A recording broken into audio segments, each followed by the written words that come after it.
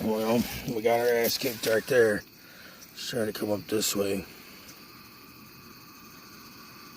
See, this line is such a beast, dude. It pushes you on one way.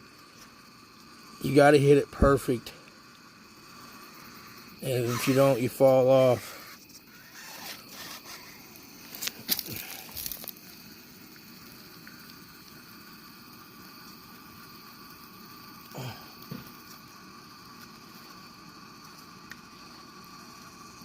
Got it, dude. That was a fight, man. Watch these. Inside tire. Very little bitty bit of deflection. So I cut the medium. Let's look at how jacked up in there he is. I cut the medium down. Or no, the super soft. I cut it down, wrapped it around the ring.